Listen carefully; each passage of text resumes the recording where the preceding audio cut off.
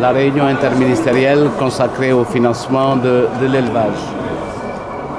Réunion qui a été présidée par M. le Premier ministre qui, dans son propos introductif, a replacé le secteur dans le cadre du PSE, puisque vous le savez, l'agriculture, l'élevage occupe une place stratégique avec des objectifs précis qui portent notamment sur l'amélioration de la productivité et de la compétitivité. Vous le savez, l'élevage occupe 47% des ménages ruraux et quand vous faites une extrapolation au niveau national, c'est à peu près un tiers de la population active. Donc c'est un secteur important avec un potentiel et des opportunités énormes en matière d'emploi, en matière de revenus et notamment en matière de renforcement de la résilience des populations face aux différents chocs et aux différentes crises. Le ministre de l'Élevage a expérimenté des mécanismes qui ont permis justement de contribuer à la lutte contre la pauvreté à travers des programmes au niveau communal. Il a mis en exergue également, Monsieur le Premier ministre, cette progression régulière des ressources allouées au sous-secteur de l'élevage, en prenant comme exemple les dotations budgétaires en 2012, qui étaient de 9,5 milliards par rapport à celles de 2018, qui sont de 22 milliards. Donc une progression de plus du double en ressources affectées au sous-secteur. Compte non tenu maintenant des opportunités de financement indiquées à travers des programmes que sont le FONSIF, la BNDE, le Fonds Stable, entre autres. Tous les efforts qui ont été consentis par les différents gouvernements du président Macky Sall ont permis d'améliorer considérablement les performances obtenues dans toutes les filières.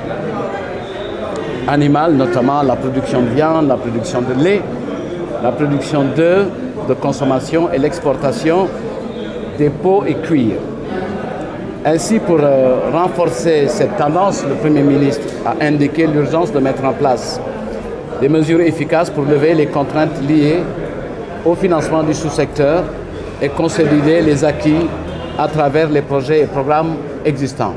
Donc, pour rappel, ces projets et programmes portent sur le renforcement des infrastructures et équipements pastoraux, sur la promotion de la valorisation des produits d'élevage, l'amélioration de la santé animale, question qui a été longuement évoquée également, et la création d'un environnement favorable au développement durable des productions animales et enfin la professionnalisation du secteur. Au regard des actions inscrites dans le plan d'investissement du Programme national de développement de l'élevage 2017-2021, les besoins ont été estimés sur la base du rapport présenté par Madame le ministre de l'Élevage, qui a été félicitée par l'ensemble des participants pour son engagement et son activité dans le secteur, à 247 milliards, mais pour rassurer tout le monde, nous avons déjà 129 milliards de disponibles. Donc les échanges ont porté sur quatre grandes préoccupations. La première, c'est la problématique globale du financement, à travers les questions foncières également et de la fiscalité.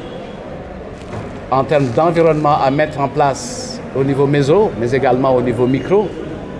Sur les infrastructures d'appui à la production, notamment l'accès à l'eau, les pistes de désenclavement, la mise à niveau et la structuration des filières, l'appui conseil et la formation des éleveurs et de leurs mutuelles.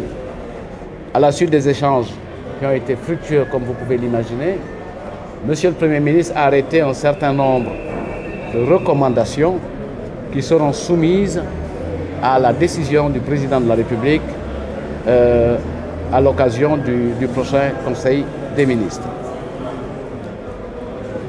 Parmi celles-ci, on peut retenir une qui est importante, qui porte sur l'opérationnalisation effective et l'optimisation du Fonds national de développement agro-silvopastoral, puisque vous le savez, une loi d'orientation a été votée en 2004 et elle n'est pas encore effective, la loi d'orientation agro-silvopastorale.